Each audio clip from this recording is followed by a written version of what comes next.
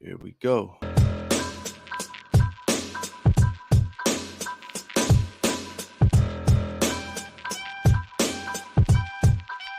What's going on?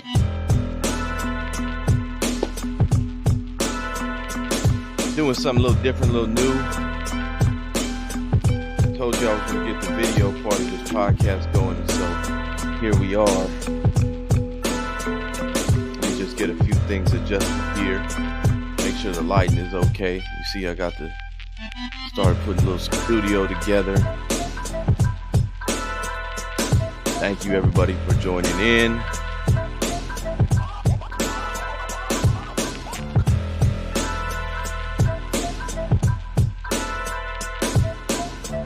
We are live. It's 6 Pacific time, 9 Eastern.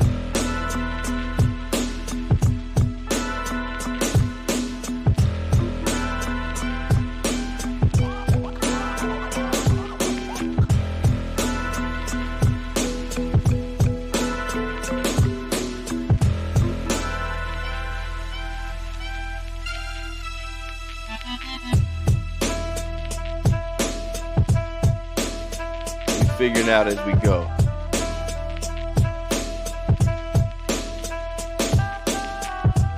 Got a good show for you today. A real special guest.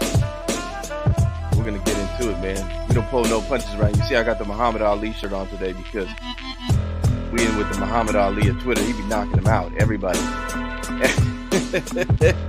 Everybody gets knocked out when they step into the ScoonTV realm. We on the live here, YouTube, Twitter live stream, the No Spoon Podcast. My name is Che. I'm your host. This is the No Spoon Podcast. Got comments? You can put your comments in if you're on YouTube listening or watching, should I say. I'm so used to the no video, so I gotta be mindful of that now. I'm gonna put this, but if you used to the video, to the audio, you're gonna be able to hear that because I'm gonna put the audio version on all the platforms. I said I'm just getting it together here, working it out.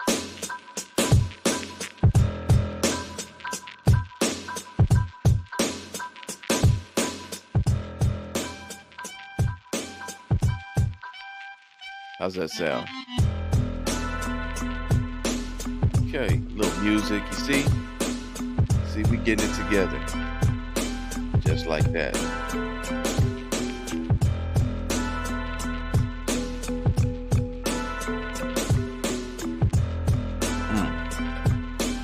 No Spoon Podcast Live. If you guys haven't subscribed to the channel, go ahead and do that right now.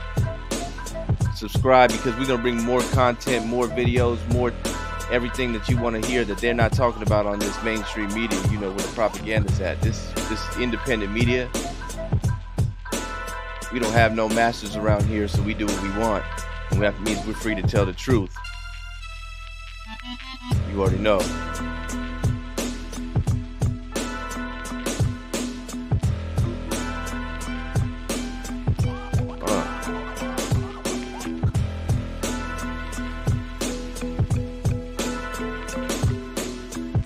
Let's get into it. Let's make it happen. My name is Che. This is the No Spoon Podcast. Thank you, everybody, for joining us on this live episode. Those of you that are listening on Apple and Spotify, all them other places that we're going to put this up afterwards, you're also going to be able to see this on YouTube afterwards as well. But I appreciate everybody for joining in. We got a real special guest in here today. We got a good show for you. We're going to really get into it. First and foremost, if you haven't subscribed to the channel, go ahead and do so right now. That way you can get more content. Like I said, we're going to come with it, bringing all the heat. We're dropping all the heat on here on the No Spoon Podcast. Thank you guys. First and foremost, thank you everybody for tuning in and everybody that's going to be watching the replay. I appreciate it. We can't do this without you. You know, the viewers, the subscribers, everybody that likes the video, comment, shares, whatever. Even if it's a negative comment, I don't really care about none of that. That helps what we're trying to do anyways, right? It drives the algorithm. So you go ahead and hate, that's cool. I'm not tripping. But like I said before, you can hate me. You might not like my hat. You might not like my shirt. But tell me where I'm lying. That's all I got to say. Tell me where I'm lying, because that's what all you're going to hear on the mainstream media. But my name is Che, and this is the No Spoon Podcast. First and foremost, I want to talk a little bit today. I got my special guest coming on here in a couple minutes, but before I do that, let me just talk about a couple things, and then we'll get into it, because he's got a lot of things to talk about, and he like I said it earlier when in the intro, the Muhammad Ali of Twitter, because you don't pull no punches, right? And that's the whole thing. You be able to tell the truth and expose people for who they really are, not who they try to pretend to be, right? There's one thing that came across that we were talking about this week, and it has to do with culture. You know, Andrew Breitbart, who was the right wing pundit, the late right wing pundit, he said that politics was downstream of culture, and what that means is that politics kind of emanates from culture. Culture shapes politics. So a lot of times when we're talking about politics and political parties and whatnot, they are shaped by the culture. And some people in the political spectrum understand this and some don't. And here's the thing. One thing you see right now that's going on in politics and in the world, people are culture is very influential, right? And there has never been a more influential force culturally than hip hop. That's my opinion. We can debate that. But if you look at it the way that it is, hip hop is so influential. And so politicians understand this. And so politicians gravitate to the areas that where hip hop is the most dominant. And so when we talk about like the inner cities and stuff like that, and you talk about people on the right, and it's interesting that Andrew Breitbart said that because he's a right wing pundit, but yet the people on the right don't listen to none of that, right? So if your conservative values or your conservative train of thought or that way of thinking with smaller government and independence, self-sufficiency and all that type of stuff that they claim to be wanting everybody to have, right? If that's not getting through, that's because they don't go to where the cultural epicenter is. And I say this all the time and people don't get mad at me. And we had this week, I had a some some independent rapper who was upset at some of the things that I said that the hood don't listen to you. And that's true. You can say how what you want to say, but the influential people are the mainstream artists, the YGs, the Jay-Z's, the little babies. And there's a reason why, like a politician like Stacey Abrams, all she has to do is take a photo op with Lil Baby, and all the people who don't care about politics, they don't. They just care about what their favorite celebrity has to say or their favorite rapper has to say, and they say, well, I seen Lil Baby with Stacey Abrams, so that's what we vote.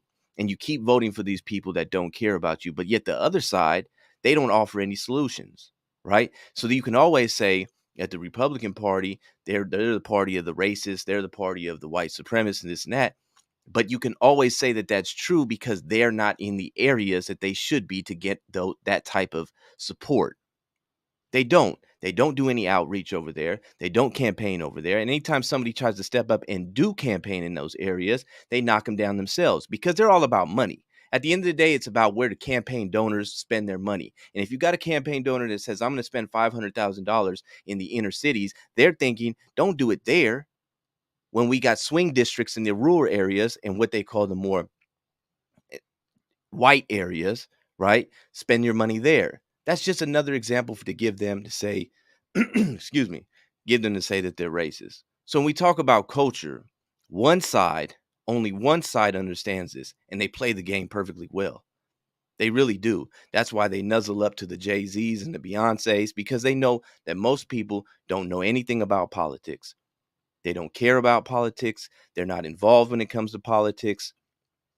And so they just do whatever their favorite rapper does. And so at the end of the day, when it comes to the real influence, it's really these big record companies, it's really these major players at the top that understand that if we can gravitate or we can get the inner cities to really care about what we're talking about and really understand and get them on our side, then we have the people, we have the masses, and that's what they do. So there's nobody that understands how all this stuff works like my next guest. I'm about to bring him in right now. He is, I got to, he's a boxing guy, so I got to give him the Apollo Creed, the master of disaster. Uh, uh, and I forget, remember on Rocky 4, they gave him a whole big intro, right? This is the man, the myth, the legend, the one and only, the Muhammad Ali of Twitter. He's got more KOs on Twitter than Mike Tyson had in his whole career. Let me bring in my guest, the founder of ScoonTV Network, Curtis Scoon. Hey, what's happening, Che? Hello, What's going everybody. on, man? Hey, I tried to give you the intro, man. You know. Look, you had me cracking up back here, man. Yeah. Well, what's the deal, brother? What we got going on today? Oh man, we just talking about talking about what we talk about all the time. You know what I'm Yeah. saying? So, and we here, but man, it's good to have you. I appreciate you for stepping on and making this live appearance. I don't see you doing too many of those, so I kind of Nah, feel, nah. yeah, I'm humbled. I'm humbled for Nah, real. you call on my answer. I told you that. There's something you said. You quoted Andrew Breitbart, and he Hmm. said, politics is downstream from culture, right? It made me think of something that I said when I got interviewed one time by Mario Lopez, and I said that there's no political solutions for cultural deficiencies, and I think it's not what Andrew Breitbart said, but it compares the two things, and the way I see them, you know, I think especially in the Black community and maybe the American community at large, that we've kind of looked to politics as the end all be all. And really, politics cannot replace what should have been instilled in the home, in the culture, in the community. I think that's why I said there's no political solutions to cultural deficiencies. And I know we're going to be talking about rap. I think rap is pop culture. There's a lot Hmm. of people who like to say that rap is black culture, but I kind of see it. You maybe could have made that argument in the 1970s, and even then it was a subset of black culture because it primarily existed in the New York City area. You know what I mean? So I Hmm. wouldn't even call it black culture then. But I think rap is, for the most part, man, it is a business. And you cannot call something your culture if you don't control it. And no one black controls rap. There's black labels, but there's no black distribution. There's no Hmm. black marketing companies to market these artists to get them on Good Morning America and all these other popping shows and platforms that make you a star. Because essentially, they can make whoever they want a star. There's a reason why Lil Nas X is all over the place.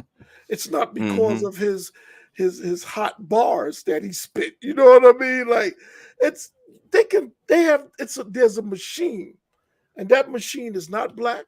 It is not controlled by blacks. It may be a machine that will use blacks to cover the fact that what they're doing is commercializing dysfunction and degeneracy, and we have ample black people in the business willing to say this is black culture to provide cover and get compensated for it. Yeah, you know what? I completely agree with you, and I believe I wrote an article for who I write for Scoon TV. Which, if you haven't subscribed to Scoon TV, go ahead and do that immediately after you get off this episode, because you're gonna find all the independent stuff right there, the stuff that's not controlled by who we're talking about right now. But um, when I look at hip hop, right, hip hop is the only genre where the criminal element is not only allowed, but it's celebrated. The more criminal you are, the more clout you have, right? And a lot of it ties back to what is gang culture, right? This is the only really industry where being a gang member is actually okay. It's not only is it okay, but it actually gives you a higher status. And so when I look at it, I don't really look at hip hop as being at any particular race. I look at it being more of it's a reflection of gang culture. And I think we said this. I don't know if it was you and I was talking, or I was talking to somebody, but I was saying, the rappers, I mean, the gang members want to be around the rappers for the opportunities that they provide. You're not going to get the opportunities that, if you have a rapper in your neighborhood like a Nipsey Hussle, right? Nipsey Hussle provided women, touring, cars, the things that these guys never had access to. But yet, a rapper, he needs the gang members for the validation because it makes it real. And that's what we always talk about. You hear in hip hop, are you real? Are you real? Is he a real one? Is he really about that life? And so what it really reflects is gang culture. And a lot of people get it confused. Like you said, it makes it a race thing, but it's really not. And when you look at gang culture, and especially me being here from LA, if you look at like an area of South Central LA, you have a mixture mainly of black gangs and Hispanic gangs. They all have the same type of mentality, and even now to the point where the culture has been changed. The Hispanic gangs are now acting more and more. They're using the N word. They're sagging their pants. They're doing things that they all look the same. So it's not necessarily a race. I don't look at it as a race thing. I look at more of it's a gang culture than anything else. Yeah, well, recently Busta Rhymes set off a firestorm Oh yeah. because he said, blacks and Puerto Ricans created rap, and of course, Tariq Nasheed, who I believe is from L.A., Yeah, I believe so. Yeah. he and his people took issue with that. Rap has been around. Again, we got to go back to the '70s, right? And I understand what Buster was saying, because what he was given is a New York perspective of something that started in New York. In the Bronx, and believe it or not, in New York, there's debate about whether rap started in the Bronx or in Brooklyn. Like, people just find all kinds of Oh reasons yeah. to bicker with each other. My boy John Lil from Houdini, he swears Grandmaster Flowers in Brooklyn was there before Grandmaster Flash. I don't know, man. All I know is New York Yeah. is a melting pot, and most people don't even realize that Grandmaster Flash, Africa Bambaataa, and Kool Herc, who were like three of the originators, they're all West Indian. So, and that was a big deal with Tariq Nasheed and them, because they on this FBA, foundational black, I don't know what the A stand, American, and Hmm. um and they didn't understand that when you come from New York, and Buster, who is of Jamaican ancestry, by the way, he just spoke the truth as as he saw it unfold. And the Bronx is where all the Puerto Ricans were in the '70s. So you can't tell me they didn't have some kind of contributive influence. But when it comes to art, right? How do you create art? Like, who created graffiti? Who Yeah. created drums? Who created how do you break that down like that? It's like I try to educate people, because of at my age, I was I was very, I was born in '64. Hmm. So I was a preteen when rap started. I remember when we could only hear it on cassette tapes. And I remember when it was about the DJ, not the rapper. See, people don't know this. It was about the cutting and the scratching, and the rhymes were kind of like intermission. It wasn't about representing the streets or trying to be tough or any of that. It was like giving the DJ a break, because people came out there to see the DJ, and he manually manipulated the music, the break beat part, the breakdown of the music, where he would manually loop it and scratch, and maybe even turn the turntables into an instrument of its own. So it was like, to me, it was like a style of music and party, and that, not so much a culture, you know what I mean? But anyway, it wasn't until like 1982 when Grandmaster Flash and the Furious Five did a song called The Message. Hmm. And that's when hip hop started taking on a different personality, because, of course, it started expanding into topics, because you just couldn't keep rhyming and talking about the same things. Believe it or not, the early rappers, their rhymes was, I tell you no lie.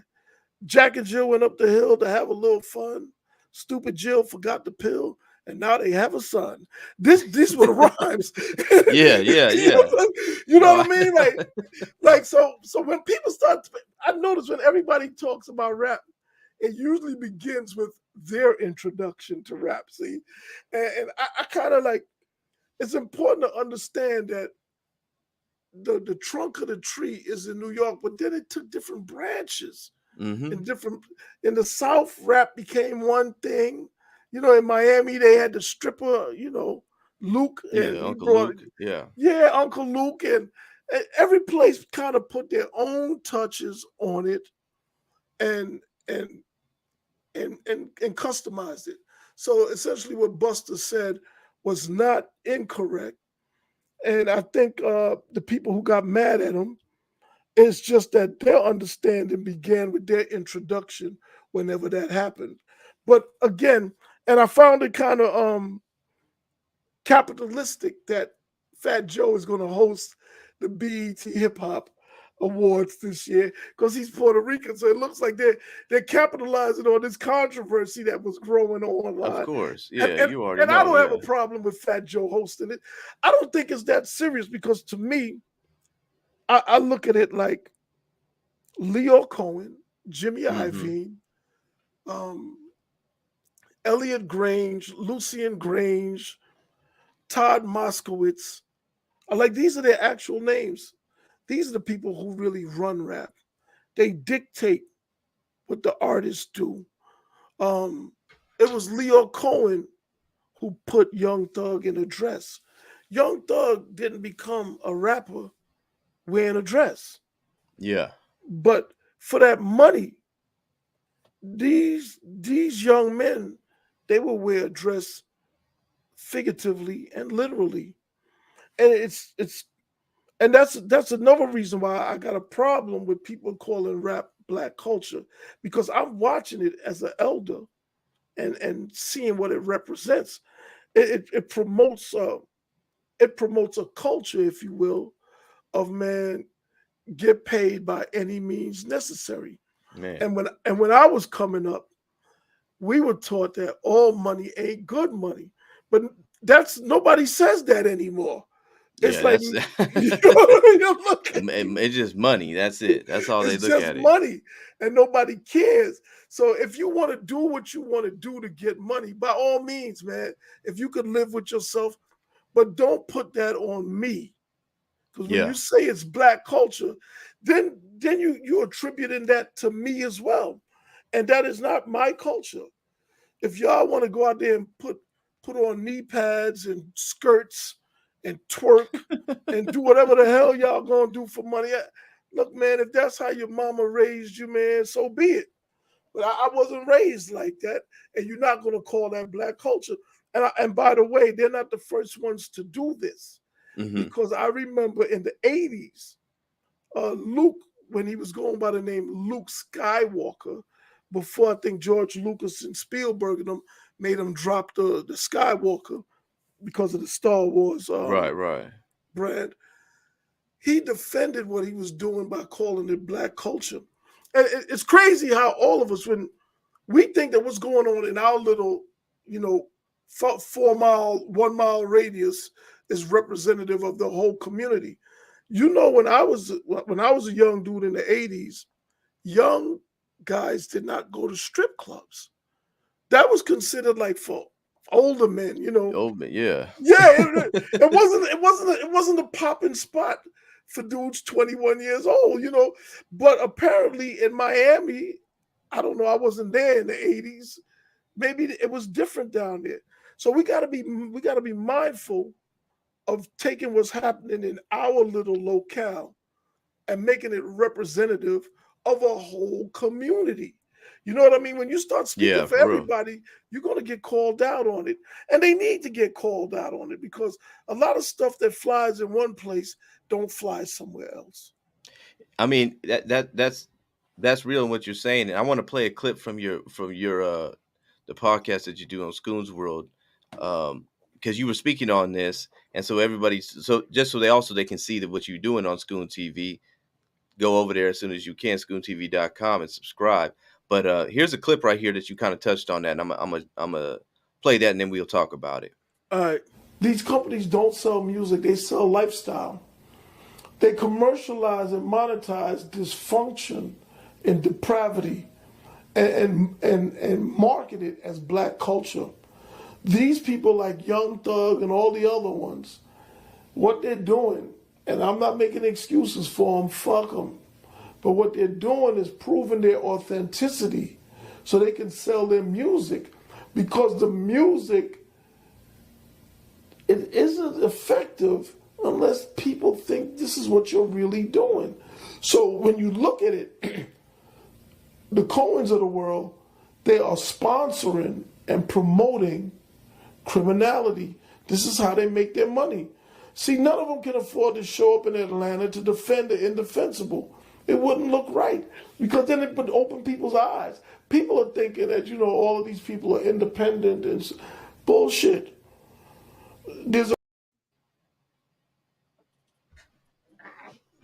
And we're talking about these labels and how these yeah, labels they're the ones that put this stuff out here, and like you said, they try to and they're the ones that are labeling it a certain culture. When Luke says that it's black culture, to me, what I hear him saying is he's hiding behind that, because then yes, they all do. if you criticize it, then you're racist. Yeah, Because if you and, don't let him do it and sell his records off of it, then you're a racist. and they provide cover to these people like Leo Cohen and Elliot Grange and them, because of their eagerness, And I don't have an issue with Luke. I'm not here to start whatever, but I just wanted to show that, it's not just the young boys and it's not something Hmm. recent. It's a time tested tactic that, if you want to hide some nonsense, you just call it black culture, and it makes it where nobody can criticize it. But it's not black culture, though. These people, they're opportunists, capitalists, whatever you want to call them, and they're making their money, and it's not benefiting anyone but themselves. And the tragedy in all of this is that Leo Cohen, who runs YouTube Hmm. and made a fortune at Def Jam, damn near took Russell's company from him through some financing arrangements that I'm not even going to get into. But he doesn't need security when he travels. Jimmy Ivy don't need security, and Jimmy Ivy don't need to check in with nobody in Los Angeles or anywhere he goes. They got all the money, and nobody shames them, exposes them where they get the money from. And what I was talking about in that clip specifically is that Kevin Liles, who is Hmm.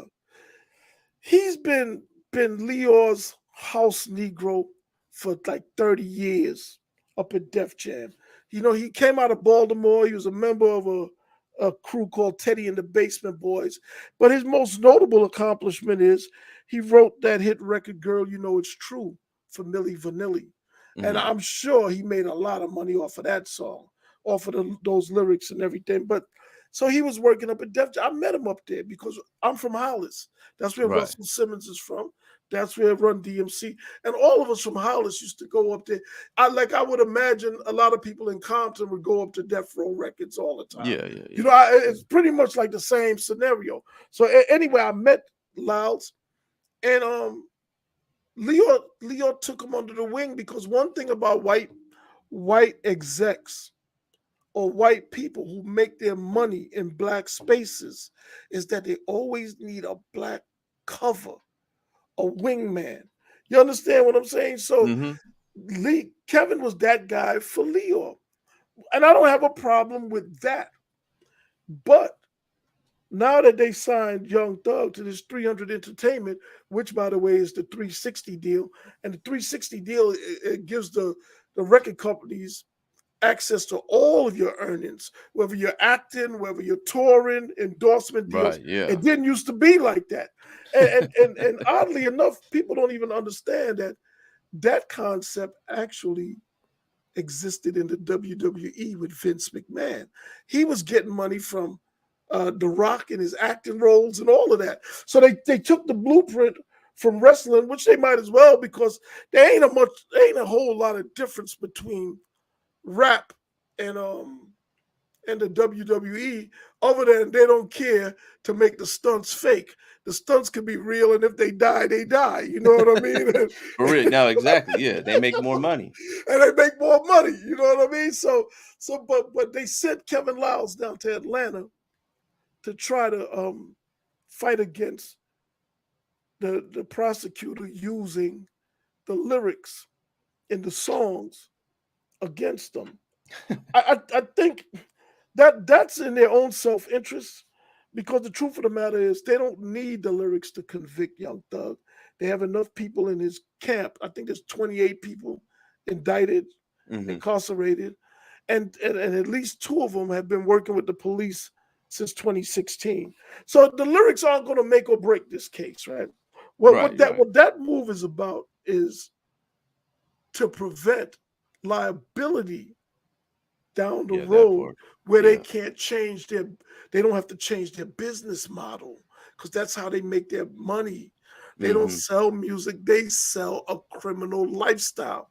And I reached out to the prosecutor and on social media, and I was suggesting to her that if she really wants to make a difference, she needs to find a way to at least charge the executives of 300 Entertainment, who are Lyor Cohen, Roger Gold, Todd Moskowitz, and Kevin Liles. So you got these 3 Jewish guys and the black guy, and he's supposedly the CEO. Now, if you believe that Kevin Liles is the CEO, I got a bridge in Brooklyn to sell you. You know what I mean? But this is the game they play, man. You know, and there's always somebody black willing to jump up there and say, "This is my company." Like hell it is. You know what I mean? Todd Moskowitz just sold his company, his record company, for $200 million about 4 or 5 months ago. Nobody's heard anything about it. He raped the Houston scene. He is actually who Lyor groomed as his protege. And Lyor knew Kevin Liles first. But why do you think he groomed Todd Moskowitz and not Kevin Liles? You understand what I'm saying? Like, right. Look, man, and Look, listen, man. I could go on and on with these people, man. And my thing is, look, if you want to be a boot-licking house Negro, man, that's on you. But when you start calling what you're doing black culture, or you're profiting from perpetuating self-destruction in the black community, then I gotta say something. I have a moral obligation and duty to say something. I'm not trying to, mess up anybody's paper, but you need to get your paper in a way where it doesn't affect people who are innocent and not trying to partake in this. And these young kids, man, they get these, there's a thing that I say, right? If you reward a thing, you perpetuate it. So when you look at the imagery in pop culture, specifically what they call rap nowadays, right? What are they rewarding? You're going to have your dreads, you're going to have your face tats, they're showing people who may have very limited options in life that if you want to make it out of the gutter, this is how you do it. And you put on this dress if we tell you to, and so on and so forth. And I believe these things are some sort of signal. They wanted him to put on the dress for a reason, because it's sending a signal to certain people. It's almost like a metaphor, like when Dave Chappelle said the reason why he walked away from Comedy Central, because they wanted him to wear a dress. A lot of people took that literally, like they wanted him to wear a dress.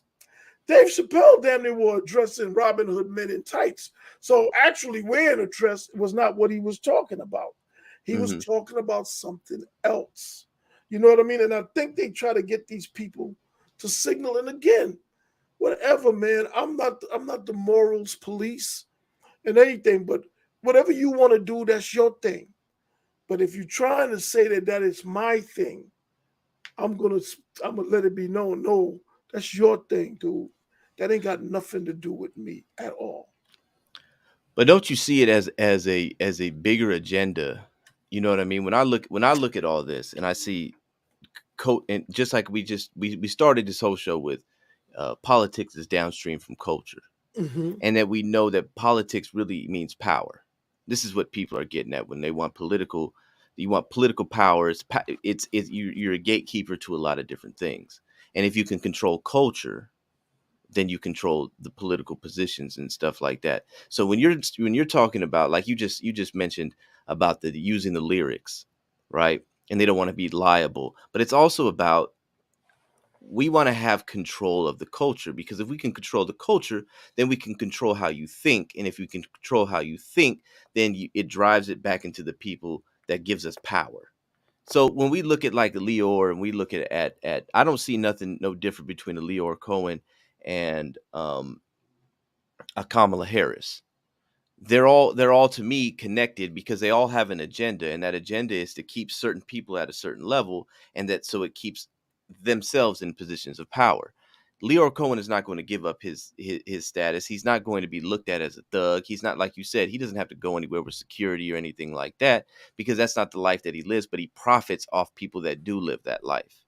And so when I look at this stuff, man, and I think I told you this story before, but what really kind of hit me is I have a friend who's doing life in prison, and he was telling me, and we were talking one day, and because he calls me all the time, and he was saying, man, I think this is around the time that Nipsey Hussle had passed away, and I asked if he had listened to him, and he said, look, man, I'm not listening to none of that stuff, because that's the life he's glorifying the lifestyle that I gave up my kids for, that my kids grew up without a father, because the reality is the average gang member doesn't live the lifestyle of Nipsey Hussle or Snoop Dogg.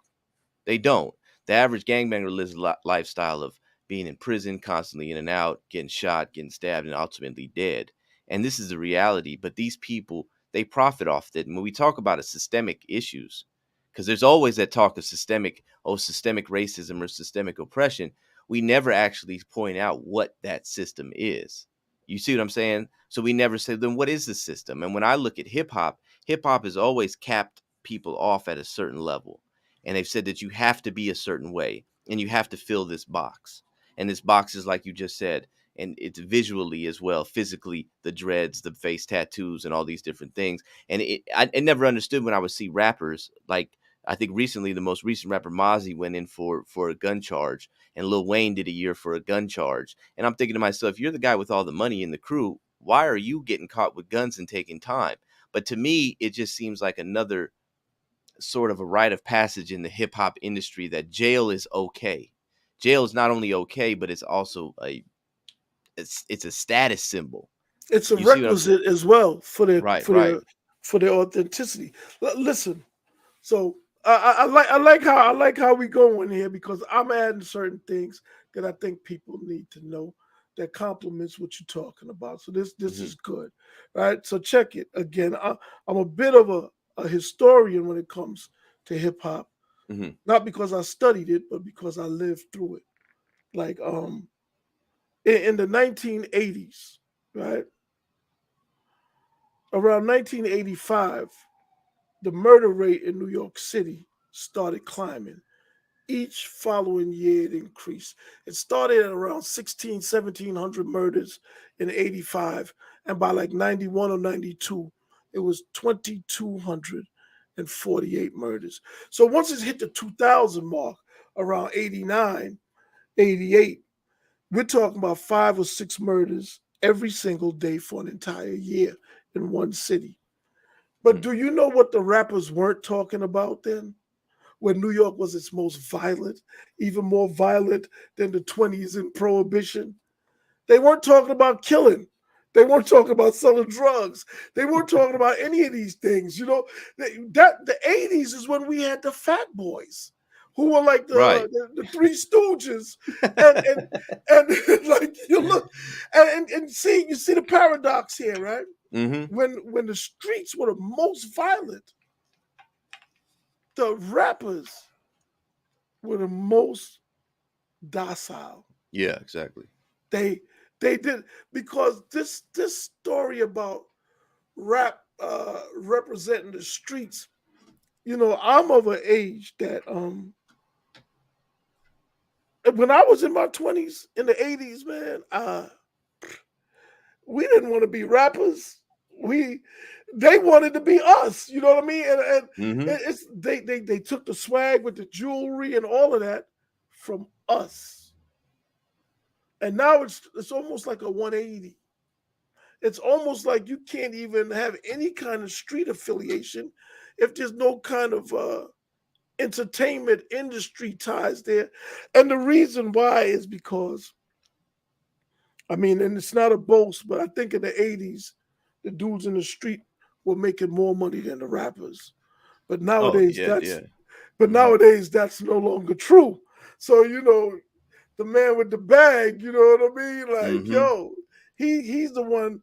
So, and that's why you got all these so-called street guys who like to hang around rappers and demonstrate their usefulness and value, and they're basically auditioning for money. You know what I mean? And again, if that's what you want to do, man, I'm not knocking people for not doing what I did. Maybe they don't have the same skill set as me, the Mm-hmm. same the same networks. You know what I mean? But let's call it what it is, though. There's a lot of people who are they're clout chasing on both ends, as you stated earlier. The Yeah. artists, they want the validation from the street guys, and the street guys, they want access to a lifestyle that their lives cannot provide, will never provide, Yeah. because they're not really touching any money. And also, I just want to add this on with the gangs thing, right? Mm-hmm. To me, being a gangster and being a gang member are not the same things. You know, I True. Yeah. think when people talk about being a gang member, I remember when they had gangs in New York in the 70s and stuff like that. But as soon as young people started making money, gangs were no longer popular.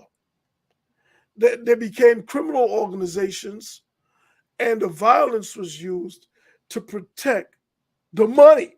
It wasn't Right. because I'm repping this hood or this color or this whatever. You know what I mean?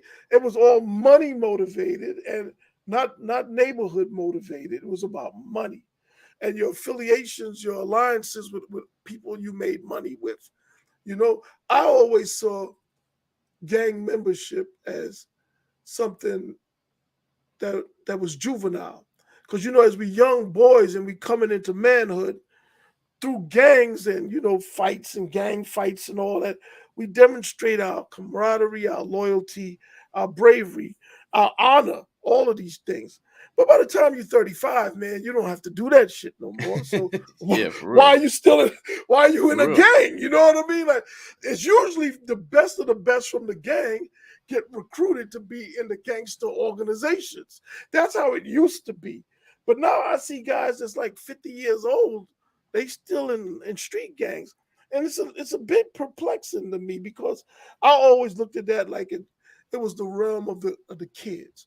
So a lot of these dudes, and Nas had a song where he talked about people being in their second childhood, you Yeah, know, yeah. or, Mm-hmm. or Jay-Z had a song called Forever Young. To me, what hip hop has done is it has extended adolescence, because when I was a young man, you become a rapper in your teen years, and you may put out one album a year for like 5 years, and then you'd be no longer relevant by 22, 23, Mm-hmm. because you lost touch with the young people who were now coming into the music. It's not that you lost your skills or anything. By 26 years old, nobody was listening to rap in the 80s. They were listening to Quiet Storm and all that. But now it's like you can't tell the difference between a 40-year-old and a 25-year-old. They're dressing the same, they're listening to the same music, they're all doing the same things, and they'll be in the same club. Because adolescence has been extended into middle age now. Oh, that goes across the board, if in my Yo, opinion, man, yeah. No, adolescence yeah. has been extended into middle age, and Mhm. people don't realize it. I remember when LL Cool J was beefing with MC Hammer, and Hammer was 27, and LL referred to him as an old gym teacher. He said an old gym teacher ain't supposed to rap, and he was 27. Right. Nowadays, if you're 27 and you're just getting started as a rapper at 27, you know, Yeah. Yeah. and again, man, rap has taken on so many different personas over the decades because it originally started as kids making music for kids, man. That's really what it was. It was a Mhm. kid, it was a kid thing. And what a lot of people have done is they've waited for adulthood to become the cool kids they never were. They don't they don't ever No, want yeah, to for real. I mean, yeah, I they don't want agree. to ever stop being kids. And Mhm. this is in the gang world, in the music Oh, world, in all of it. You know what I mean? it's to me, it's across the board, and I say this all the time to people. I Yeah. say, I remember when I was a kid, the adults were the adults. Like, they didn't act like you, they didn't do the things that you did, they were Yes. still adults. Your coaches, your teachers, your parents, they were all adults, like, they were grown-ups. We don't approach them. Nowadays, everything is you got 30, 40-year-olds, and they still wanna be partying, hanging out with the youngsters, and acting and still being in style and all these different things, and it's kinda like, it gets corny, but that's kind of how the culture has been, and we're kind of breeding this extended, like you said, an extended adolescence, to where Yep. at 20, you're now 20 is the new teens. You're still trying to figure out your life. Nobody has on their life path until you're like 40, which is it's amazing. When my mom had, when she was before she was 25, she had 3 kids, and she was Mm. raising them, and she was a mother. You know what I mean? And married, but you know what I'm saying? It's like you were an adult. You were doing adult things. Now the average 25-year-old is still complaining that they don't have to pay rent. Look, So look. You know, and not to beat up on them because a lot of things have changed. mhm. The cost of living, Oh, the yeah, yeah, yeah. economy, and all that. So a lot of it is self-induced, but some of it is beyond their control. But just to dovetail on what you were saying just now, when I'm 58 right now, Mhm. when we were 20, 18, 19, we were actually in a rush to become adults. And Mhm. now people are postponing adulthood. And Mhm. I think I know why they're postponing adulthood because it's hard to be an adult. And they know they're not gonna measure up, man. It's just easier to be this long in the tooth, this teenager with Yeah. all the gray hair and a baseball cap cocked to the side. You know what I mean? Look, I think Uh, it's a form of escapism, and that's that. But another thing, man, the thread that I made about hip hop, where I mhm. identified, 300 Entertainment, and the fact that Jimmy Iovine profited the most off of the East Coast West Coast beef, where black men were willing to harm each other, kill each other to make this man money. I mean, Suge ain't got no money. He's in jail. Jimmy got all the money. Right, yeah. Jimmy was still partners with Pac Mother after Suge was out the picture. You understand what I'm Right, saying? right. Like, look, it's like it's the way we get played, man, and we're so hard and tough on each other unnecessarily, and then we all just end up with nothing. And in reflection, we still fail to see the part that we contributed in all of that. But anyway, yeah, I talked about Jimmy Iovine and the East Coast, West Coast, and all that. But there's one part about of the thread that I definitely need to highlight. Mhm. And if you go to my ScoonTV network on Twitter, you'll see the thread. So one part of it spoke about a record company named Empire, Yeah, yeah. and Empire is a distribution company. I think they might be based somewhere in Northern California. And the guy's name is Ghazi something. I forgot his last name, but he's Middle Eastern. He looks like Well, at least 7 artists connected to Empire have been murdered, from XXX Tentacion, King Dolph, Draco the Ruler, King Von, and Yeah, they were. Yeah. it's a bunch of them, man. Hmm. It's probably more than 8, 9, which is bizarre. And I'm not saying this man killed these people, because Hmm. they've arrested people for him, and so on and so forth. But what a coincidence that this one guy, all these people are signing these deals with him, and ending up being murdered, right? Hmm. So there's a young lady. Her name was Raven Jackson. She reposted that particular part of the thread, and the next day she committed suicide. Now, the thing is, right? It, yeah. People would say, "What's the connection there?" Turns out that her boyfriend is a rapper named 600 Breezy, who is signed to Empire. So Hmm. now it's like, why would she retweet that? And her boyfriend of 2 years is signed to Empire.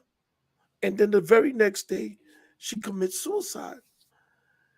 He has posted the suicide note or text message, and someone claiming to be her cousin has come out to say that it's fraudulent, and that's not it, because she spoke to the mom and so on. It's a whole commotion there, right? And what I want to say to people is this: a lot of the new crop of people, the millennials and so on and so forth. I'm not a Bible thumper. I cuss like a motherfucker and all that. And if you pull up on me, I might still crack your head, right? But but I absolutely believe in a higher power. And I think that higher power has been responsible for me being able to navigate some of the challenges I've navigated in life. Why is that important? Because I think a lot of the younger people, the fact that they don't believe in anything, it opens them up spiritually to be subjected to certain things. There's things that's going on in the world that it just can't be seen, but it doesn't mean it's not real. It's Hmm. no coincidence that all of these people were murdered on that label. I believe that the young lady, when she read my post, it resonated with her, because she's been with 600 Breezy for 2 years. Hmm. And it must have, based on things she's seen or whatever, or something triggered her. And it wasn't what I wrote, because what I wrote is, it's common, it's there, but it was what she knew. Hmm. It was what she knew. That's my thought about it. Your boyfriend is signed to Empire. You retweet a tweet that's that's implicating Empire in dark dealings.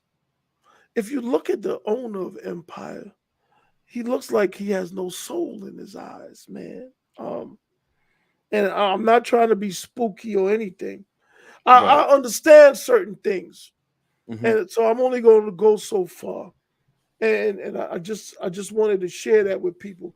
When you see these people, because they have no spiritual foundation, they have no spiritual protection, and they're just like sheep in the wilderness, and the beasts prey on them, and they want these diamonds and all these Hmm. material things. I saw today somebody in LA just got killed trying to rob a rapper, allegedly yesterday. I forgot the guy's name, the rapper. He's from Texas or whatever, and of Oh yeah, course, I think I've seen something like that. Yeah, I forget what it yeah, was, but it looked kind of fishy to me, because the guy's laying on his back with his gun next to his head. I'm just like, it looked like the police killed him and put the gun next to him, but the guy he was robbing, I think, supposedly killed him. I don't know, you know. Just it, for him to fall the way he did and the gun be right there by his hand, I'm just like, oh, okay. This is some Hollywood stuff, but we are in LA with this incident. You know what I mean? So Man. anyway, there's a lot going on. There was t- a guy, a jeweler named Duke the jeweler, who went mhm. down to Texas just a couple days ago to a Boosie concert. He was gambling, won 100,000 in a dice game. Supposedly had on $1 million in jewelry. As he was leaving, going to his car, he gets robbed and killed. Yo, man, this ain't nobody's culture. This is something else. And the consumerism and Mhm. material worship is driving it. And I'm not going to claim consumerism and material worship as any culture of mine. I think a culture is something designed to help you survive, Yeah. not to implode. I think it's a death culture. And when I see, you know, I don't know if you've noticed, but it's like recently when these rappers or rappers, friends of rappers have gotten killed, they all put the little medallion. They put the picture of them in the medallion, right? And they wear the gold chain with the medallion. And I don't know, man. This is just how I've seen it because I see how like when gang members get killed, when rappers get killed, and just the whole it becomes ceremonial. The whole everything about it, everything when Ritualistic. you know what I'm saying? When Nipsey Hussle died, they said they put that he had, and Murals I don't. all over the world. Well, there was murals all over. They said they put $60,000 in his casket. They paraded him around with. They had 60 Rolls Royces all throughout L.A. I mean, it just becomes now people wear his T-shirts, and it just becomes like it's almost as if um these funerals become a big party and they become more of a an attraction than a time to mourn the fact that somebody died. And to me, that's why I say there's an infatuation with death in this culture, whether you want to call it hip hop culture, what you want to call it gang culture. I just see that we are like in getting into like how you talked about the spiritual things, man. We are vibrating spiritually on the wrong side of Definitely. Most I mean, it definitely. just that's just how I see it. I mean, Most definitely, bro. and then like, and I think you talked about it in the episode of the clip I played with the drill rappers and they're smoking their ops. Or Smoking on Tuka. you They see what I'm killed the saying? boy 15 waiting on the bus stop. Like you would think they're killing real threats to the community or something. Like JoJo was riding a bicycle and they made a song about killing him while he was on his bike. I mean, like, you can't call this black culture, man. And again, Jimmy Iovine, he popularized drill rap, which came out of Chicago. Hmm. That's their branch. You know, it did circle back to New York with Bobby Schmurder. That got them all arrested, but he signed Chief Keef. Hmm. And now everybody want that kind of money. See, we've become whores, man, in the worst way. Or maybe for all I know, and when I say we, I'm generalizing because the damn sure don't apply to me or you. But Right, right. you know, maybe we were always whores. I don't know. Maybe that's how we got in this situation. You know what I mean? Like, yo, man, you gotta say no to something. All money ain't good money. You can't be willing to take any money, bruh. Money is crucial. It is a vital tool in this world, and we need it, man. But you should never compromise your integrity and honor for it. And that's just how I see it. And Hmm. you know, in hindsight, I want to say this: there are things that I've done in the past for money that I did not think I was compromising my integrity and honor at the time. But in hindsight, I feel like I was. But because I feel like that now, I would never do those things again. You see, because when you know better, you must do better. Right, And, right, and right. and as you mature and you evolve as a human being, your standards should always get higher and higher, which is why perpetual adolescence is dangerous because you Hmm. got 50-year-old people, 45-year-old people. with the moral compass of a 20-year-old, and that's bad, man. Well, I don't think I was talking to somebody the other day, and that we were talking about, my time in going to jail, and I said I was going to say, because I went to jail because I didn't stand on my convictions, and I had to bring it back because I said no. I went to jail because I didn't have convictions.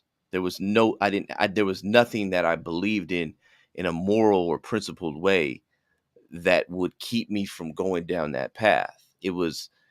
It just didn't exist. It doesn't mean it wasn't given to me. I wasn't instilled in me by my parents, but I didn't internalize those things. I was more gravitating toward the people that didn't have convictions and thought that that was the way to be accepted. That was the way to be, like I said, we were entranced with that culture of do whatever, do as thou wilt, and the more you did as you will, the more points you got. And we see that now. And I kind of want to segue into this real quick, because you spoke on it heavily, and I think it's connected because hip hop is so influential, and now we see the whole LGBT movement, and I believe that hip hop has been influential in that, because it's there where people have accepted things. They have accepted, and I think it started, and this is just my opinion, it started with the allowing the women,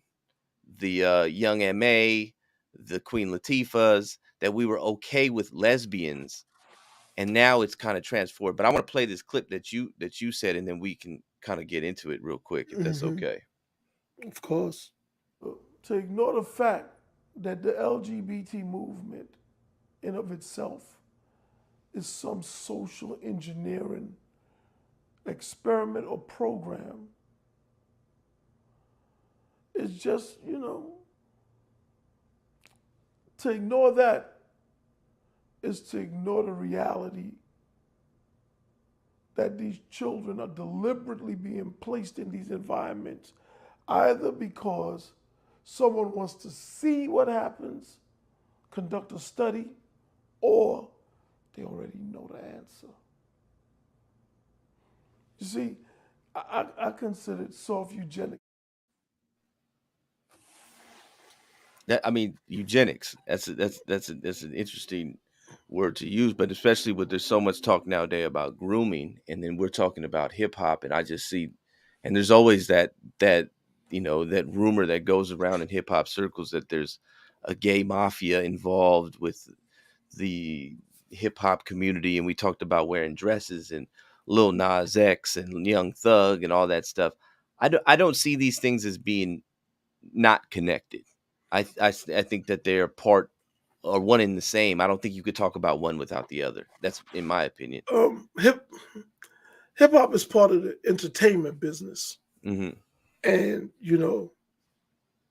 there are people who like to say the entertainment business is run by Jews, right? Hmm. I I will say that you cannot be homophobic and be in the entertainment business.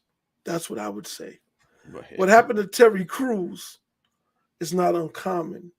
When Adam Bennett grabbed Terry Crews' crotch as he was standing next to his wife, I want to believe that wasn't the first time Adam Bennett did that. Hmm. I think the only problem Terry Crews had was that his wife was standing right there. You know what I Yeah. mean? Yeah. Exactly. You know what I mean? And it's just sad, man. Look, man, get your CDL, man. Maintain your dignity. You ain't got to put up with all of this because you don't want to work and you just want to be in the bright lights like a diva and subject yourself to all these sort of things. You know, there's some well-known stories about Diddy and how he got his deal with Arista and Clive Davis and so on and so forth. And again, man, these guys, And they Clive Davis is he's open homosexual, right? Yes, he is. Yeah. And he's Jewish. You know what I Hmm. mean? But you know, there's a lot of overlap going on there. But we're not gonna get into that. You know what I mean? But you know, look, But you could, I mean, people could read between the lines. yeah, you know, so it's like, man, they there's some people who will do anything for money, Hmm. and that's on them. You know, I just don't want them calling it my culture. That's their personal preference, their personal desperation, or whatever. As far as the eugenics part of it, I believe that homosexuality, now I believe, I know for a fact that it is a non reproductive lifestyle. I, And that's just facts. that's That's just just facts. Now, right. people like Mark Lamar Hill, I mean, they will say that men can get pregnant. I don't know. Maybe he's tried. Maybe he's had some success. I don't know.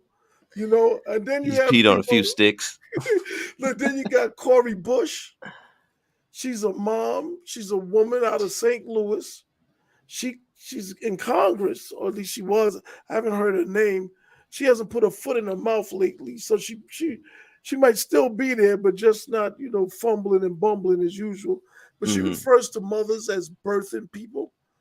Like, yo, these are black people, man. You didn't grow up believing this nonsense, but this is what they conform to keep those jobs where they don't really do anything. Exactly. Yeah. But they do something. Excuse me. They provide cover for degeneracy and depravity, Yeah. where it Yeah. can be presented as black culture. When you saw the Democratic convention in 2020, it opened with Billy Porter prancing around with some kind of chiffon outfit on. Now, this is for the president of the United States. I never even heard of Billy Porter until till 2020. I didn't even know what he did. I I didn't know if he was know. a singer, actor. I didn't know what he did. Later on, I I just know he found showed up on a red carpet with a dress. That's it. that's, yo, man, and that's all you have to do to get a job. Yeah. Look at Biden's White House. Oh, man. What was it? Her press secretary. I forgot her name. Her first day on the job, she tells us she's an immigrant and she's a lesbian. Okay, but can you do the goddamn job? Because that's what's important. You know what I mean? Like, She's married to a white woman. they all are though. You know, so whether it be Lori Lightfoot in Chicago, Hmm. Stacey Abrams down there in Georgia, she got a white girlfriend too. I mean, look, man, people got to wonder, right? All of these, all of these black LGBTQ people are being placed in key positions. Right. Why? And why are they keeping it a secret? Most of them, because if they was to come out and live their truth, as people say, it would become evident that there is discrimination, but it's not against gays, it's against straight people. We don't have a shot at those positions. And the reason why is because the power structure that's above those black people is very much in alignment with that lifestyle. This is why the artists are wearing Hmm. dresses, and so they're not like enjoying women and telling the black men to put on dresses. They want you to be like them. You This is what I'm. understand? This is what I'm saying, man. I mean, I look You- at these guys and I'm like, and I can't. So, like Dwayne Wade, you didn't. This is a guy who's from Chicago. He was a basketball player. Grew up in locker rooms, high school, AAU, college. You can't tell me that your mother, your aunties, your uncles, everybody is okay with you turning you allowing your son to become a woman. Like you can't tell me that nobody, none of your teammates ain't look at you and being like, "What are you talking about, man?" Like what Look, this is some weird stuff, and then you see how prominent they become. Because nobody listen, I've been a sports fan for a long time. Dwayne Wade is a great basketball player. I'll give him that. But super. culturally, he was no cultural icon, or he was nobody that had a voice in anything other than basketball until He got with Gabrielle Union, and until he started parading his son around as being as being a female. You know, That's there's some kind of Faustian deal going on here, which is why exactly. I hop on the spirituality thing, because what's going on is dark. You know, people who believe in wickedness or Satan or demonology or whatever you want to call it, if they can't get you to believe in what they believe in, the next best thing is to have you believe that there's no God. You know what I mean? Hmm. Which is like a consolation for them. So anyway, but this Dwayne Wade thing, what happens is these these people, they're constantly looking for black representatives to popularize their truth, the reality that they live. Hmm. And because the black people are like, whether it be Billy Porter or Dwayne Wade and his son or whomever, they black people, what we do is we make it cool. We make everything cool. Shit, we'll make street gangs cool. We'll make ignorance cool. We'll make twerking cool. We'll make LGBT cool. And then it opens the door for everybody to come out and be like, yeah, I'm with it too. You know what I mean? It's like, yo, because, but also it goes back to when I say if you reward a thing, you perpetuate it. Right. So if you're hanging this over people's head and you're showing them this is the way to get paid, what's understood need not be discussed. People are going to fall in line and toe the line, bro, because Hmm. this is how they're going to get the big house and so on and so forth. There's a guy that I know. He I know him from college. I won't say his name because he's very, very active in the business. He worked with Oprah uh, for a long time, Oprah and Gail, and he was out there in L.A. and he didn't tell me this because he's close to my business partner. Hmm. They were roommates in college. He told my business partner, he was like, man, these white boys out here trying to knock your teeth out with their dicks. And this is what he said, right? And and and and when I heard this, I was like, man, did somebody trying to knock his teeth out? What the hell's going on here? How does he know this? But that's the entertainment business, which is why I'm not, man, I'm not in line to join that. I make I Yeah. make I've made a documentary. I've produced on television, American Gangster. I did my thing. I produced my own film. I'm working on a boxing documentary now, but I don't give a damn about that business, those people, none of that shit, man. I don't care. You know what I Hmm. mean? Whatever I can get uh, uh, of my own efforts and ambitions, if at the end of the day I end up just being $100,000 dude, I'm good with that. If I'm a $1 million dude, I'm good with that. 10 million, I'm good with that. Whatever it is, man. Like Yeah. Yeah. whatever it is at the end of the day, if I gave it my best and that's what it was, then that's what it is, man. You Hmm. got to run your own race. The problem with people is they too busy watching everybody else. And I'm in a competition with no one Yeah. except myself. I just try to beat my last best effort with Hmm. everything, and that's it, man. I'm not getting any medals or anything for anything that I do. I just try to be the best person that I can be each and every day, man, and try to be on the side of righteousness as best as I can, as best as I know how, man. Because it's a lot of funny stuff going on out here, and all that glitters is not gold.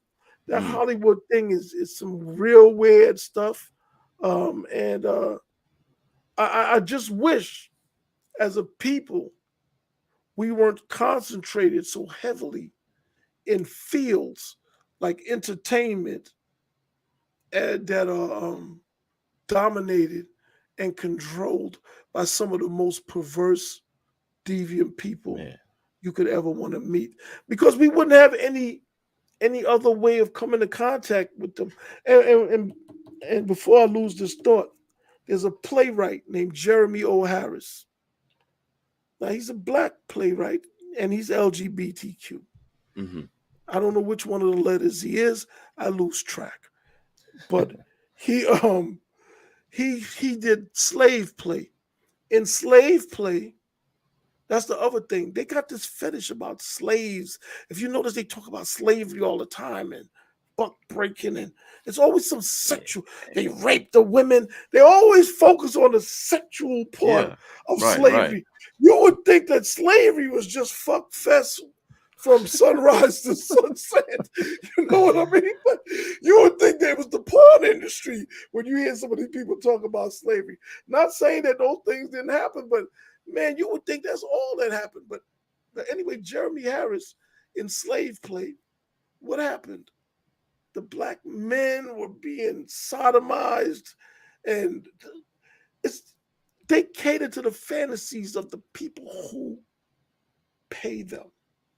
Man. He has another play called Daddy, and you can look it up, people watching. And of course, what is the play about? It's about a young black gay guy, and he hangs out in the museums, and he meets Mm-hmm. his a rich white paramour, and that's his daddy. And when you think about it, they're all looking for a fucking daddy, all of them. I Mm-hmm. don't know what happened in their life, but I ain't looking for a daddy. Never been. You understand? You're looking. Look, I can't Well, relate to none of that. You know what no. I mean? Uh-uh. Like yo, and when you see it, it's always it's the economics of it. Yeah. Don Lemon, he got a white husband. Yeah. The black person in those LGBTQ relationships, the man is always going to be the submissive. And you can't tell me that economics didn't play a role in the lifestyle that they chose. You know, it's tough Mm-hmm. out here, man. It's tough for everybody. Shit, Right. when I first got into mental health, one of the things I learned in 2010, because that's another one of the businesses I'm involved in. 83% of all suicides in 2010 were white males, right? Mm-hmm. 80% of all suicides. So what that tell me is when white men don't get the life that they think they deserve or should have, they say, fuck it, I'm out. Right? Yeah. Yeah. But a lot of these black men don't get the life that they think they should have or they want, then they fly to Ed Buck's house. You know what I mean? I listen, listen, I'm not feeling sorry for any of them, man. You gotta man up. You gotta No. man up. Yeah. You And got I you think gotta what get you a just said, yeah, what you gotta get a goddamn backbone. but that's see, I think that's the issue. The issue is that we don't have there is nobody. See, and you and I was talking about this earlier when we talked about mental health. We were saying I was telling you, the problem is our culture, and I think we're living in a matriarchal society now that the male um, the patriarch has been so limited that women have taken control of everything and anything. And I think this is where you get the LGBT stuff from, that when somebody who doesn't understand something, instead of trying to overcome it, then they have an excuse for you. And that's women's nature, is to nurture, and it's to protect, and it's to say it's okay. Hey, if they were being mean to you, that it's because they're bad, instead of having a father there to say, no, you need to go out there and you need to go handle that.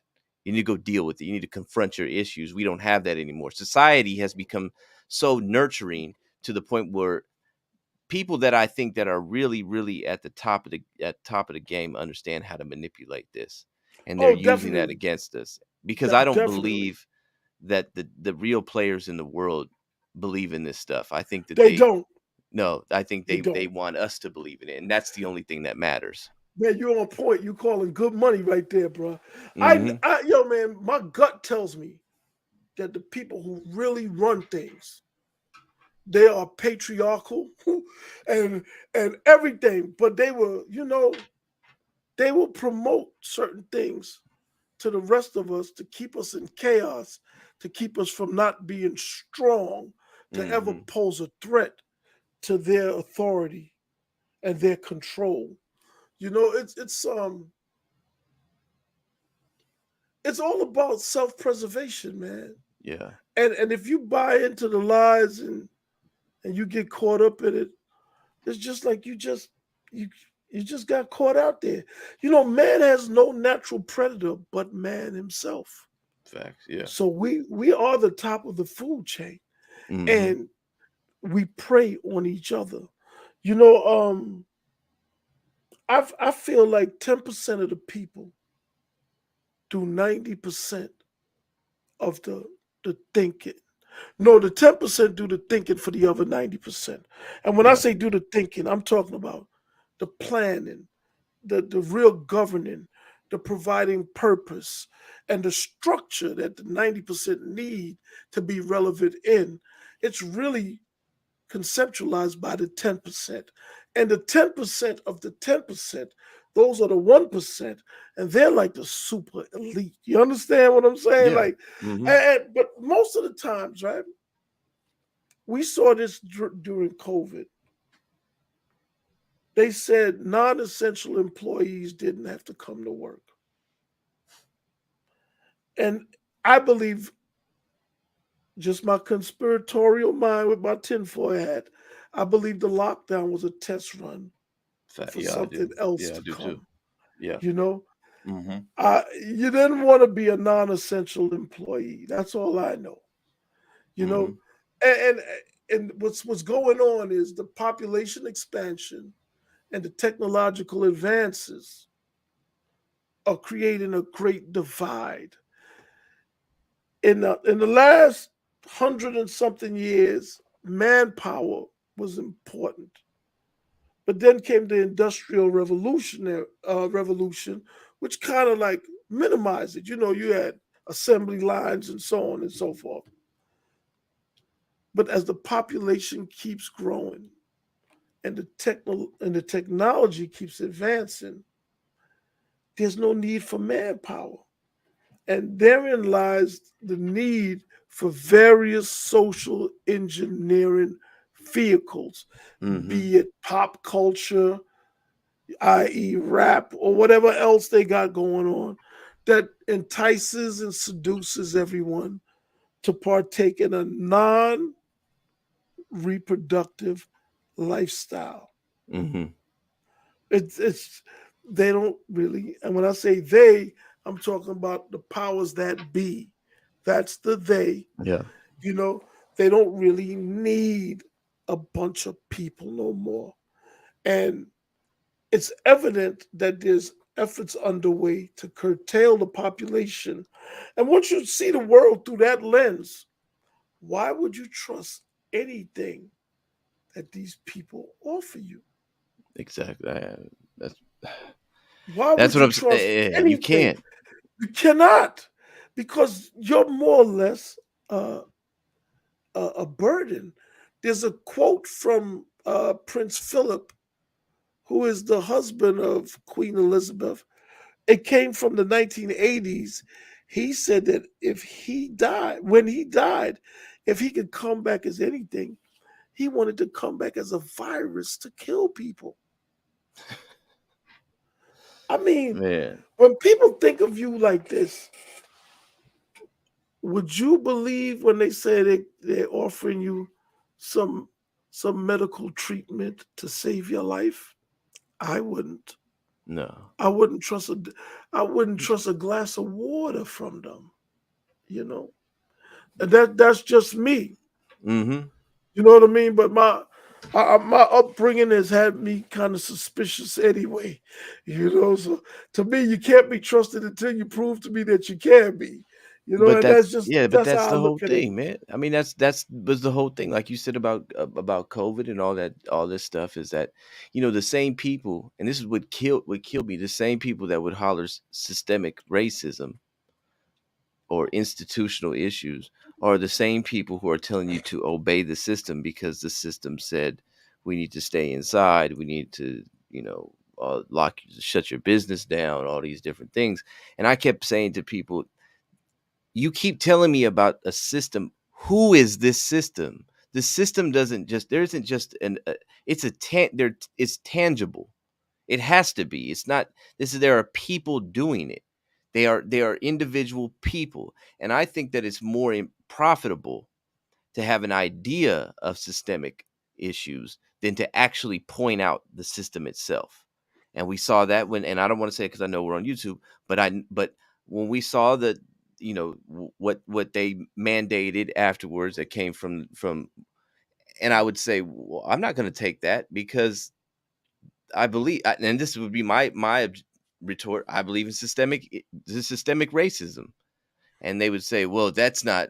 Well, then who is the system then? Because you keep telling me that there's a system in place to hold people back, but yet you never name who that system is. It's not Joe Biden. It's not Stacey Abrams. It's not Mark Zuckerberg. It's not Jeff Bezos. It's not Dr. Fauci. Who is it? Look, the World Economic Forum Yeah, there you go. is headed by Klaus Schwab. Mm-hmm. And for the people watching, I want you to look up Yuval, Yuval, Noah, Noah, Harari, Hariri. He's Israeli. Um, he's gay. He has a husband, I think. But the things that he talks about, transhumanism. Mm-hmm. This is the World Economic Forum. These are the type of people, and I don't even believe that they're calling the shots. I think they're the agencies assigned to implement the changes or direct society in the world in the places that they go. But when you hear Yuval Harari talk about human beings as useless eaters and talking about all they're going to be good for is this virtual world, the metaverse.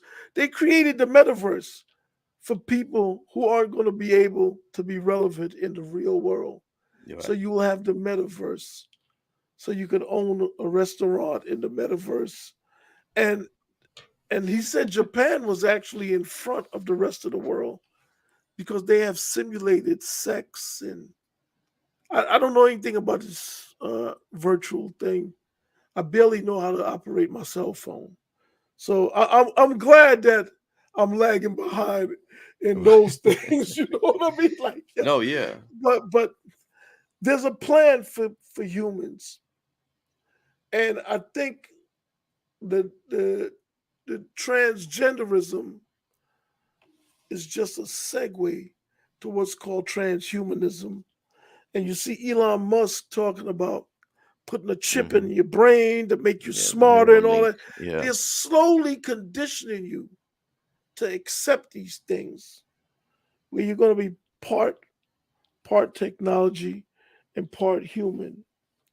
And I don't know where we're going in the future, Mm-hmm. but it doesn't look like it's going to be anything close to what I've been accustomed to all my life. No, You know, no, I it's agree. it's kind of scary because when they start putting chips in your head, and some suspect there's already nano chips in some people's bodies. There's no telling how that could influence your thinking, your Mm-hmm. behavior, your reproductive capabilities, and what have you, man. There's a lot going on, and we in it up to our temples at this point. Yeah, I think when I mean, they know us because we gave them all our information through these social media. The data collecting was for a reason, Yes. and I think that to me it's going to take one, right? So when one starts saying I'm going to be able to put a chip in me and it's going to give me, I can download an encyclopedia. Now that gives me an advantage, and the next person has to. Well, then I have to do that in order for me to compete, and that's only going to be allowable towards the people that have the means to be able to do that. And so we're going to see there's already a wealth divide, and there's already an intellectual divide. There are people at the top that are intellectually, I don't want to say that they were born superior, but they have a superior advantage over people in some respects. in some But respects. we're all superior in some areas, you know. Like Mm-hmm. I don't believe in equality.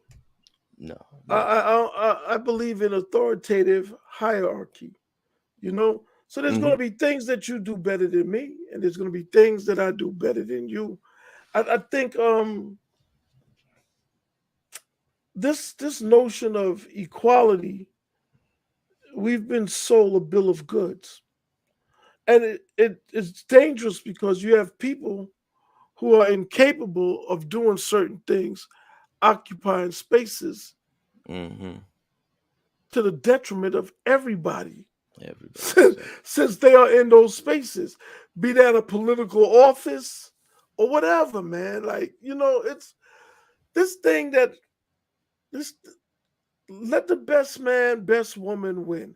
And I speak in the masculine because I am a man, but I do acknowledge that there's women who are smarter than men and Mm-hmm. some women who are better capable for a job than men.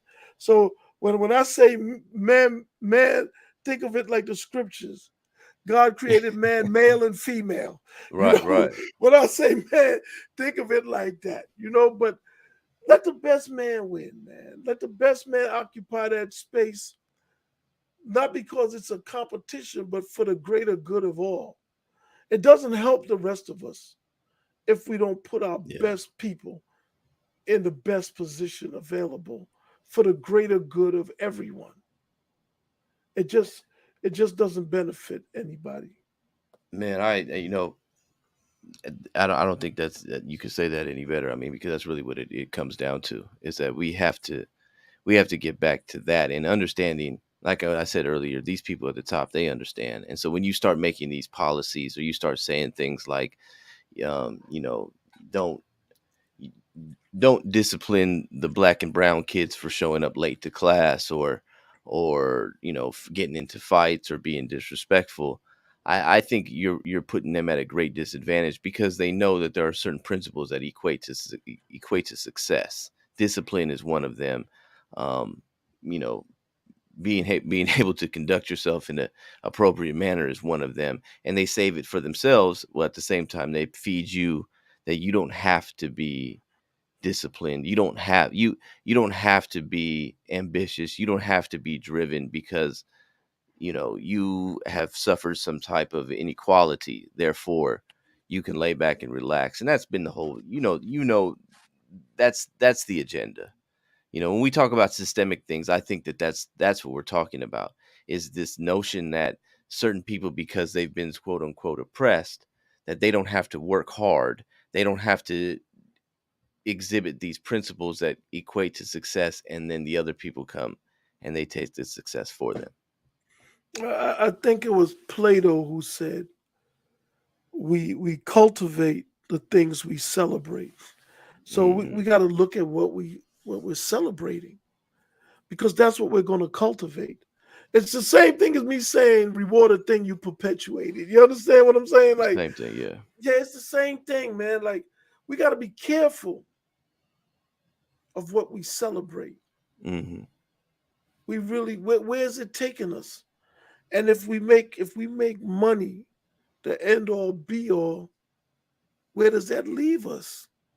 Does nothing matter but how much money you have? Like, I mean, that's a slippery slope right there. You know, do you want your sons and daughters to grow up to be on OnlyFans?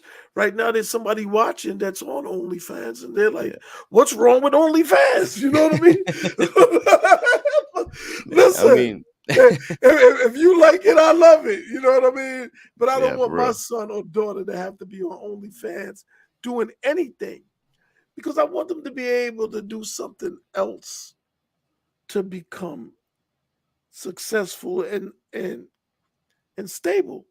You know, I've been around long enough that I shouldn't be this way, but I don't like to see black people relying so heavily on their entertainment value. I'm to the point, man. Like I get kind of upset when I see the kids beating on the little white buckets out in the street with the hat with the bucket out for money and all that. I be like, come on, man. Like every city I go to, everywhere I go, man, because I want to feel like there's more to us than that. That we didn't just come into this world to entertain people. You know what I mean? Mhm. And man, it's hard convincing myself that that's not the case.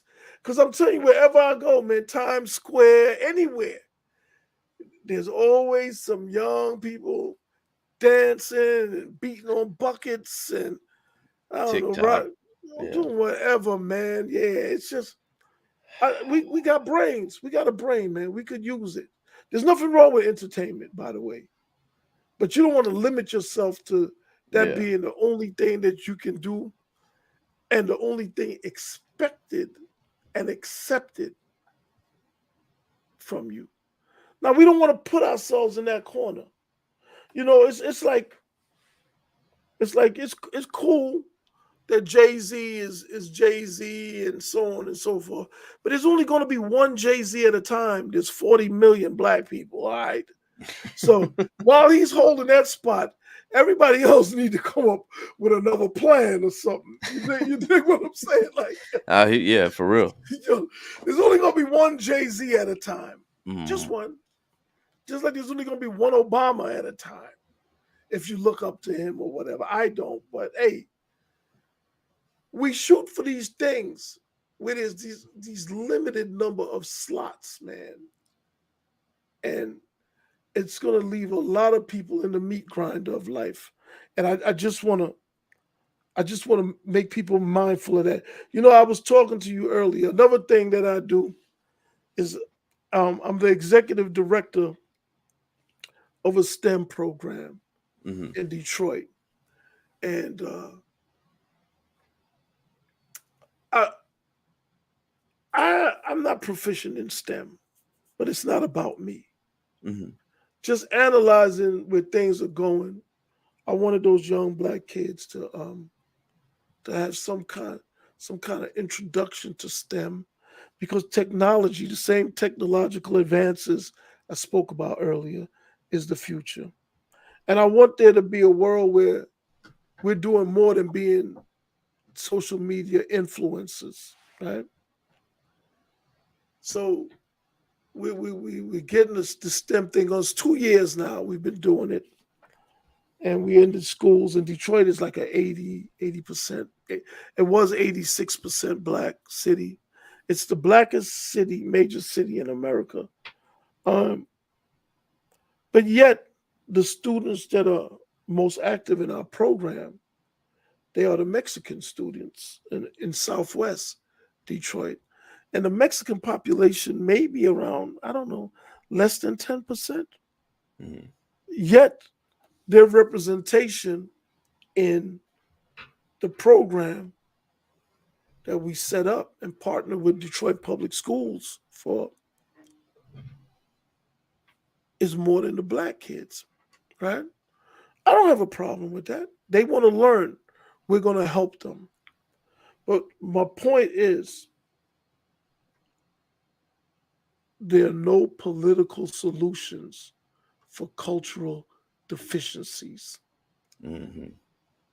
If the culture at home doesn't prioritize or even recognize the opportunity that's at hand here, because in those Mexican homes, they recognize it.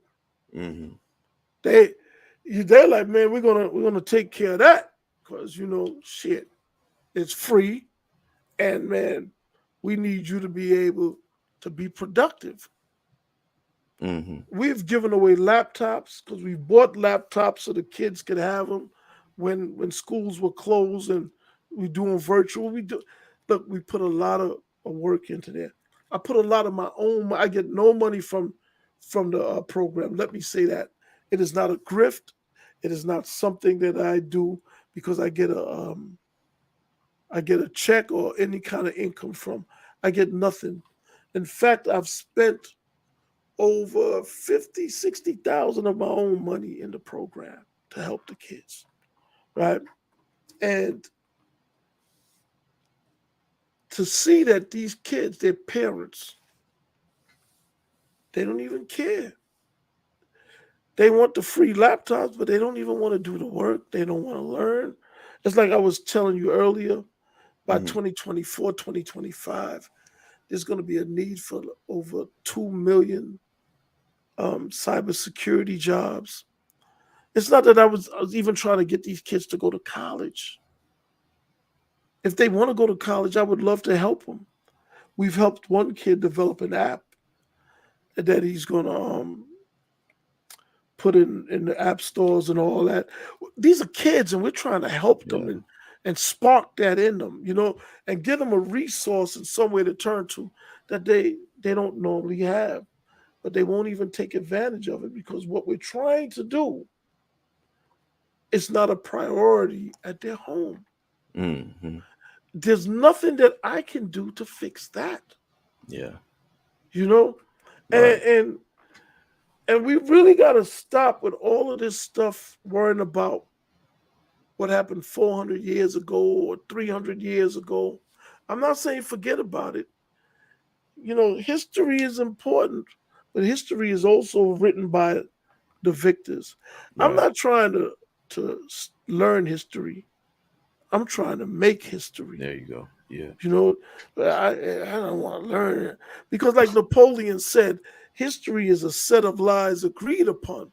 None of us Hmm. were there, so we never really know if anything that we're reading or whatever is actually true. But what's important is what's the history you're gonna make. What what Man. what what are you going to do and change? Never mind learning about Frederick Douglass and Harriet Tubman and all that. They did what they were supposed to do, whatever it was, because we wasn't there. Just recently, I learned that Harriet Tubman, according to her own words, saved about 70 slaves.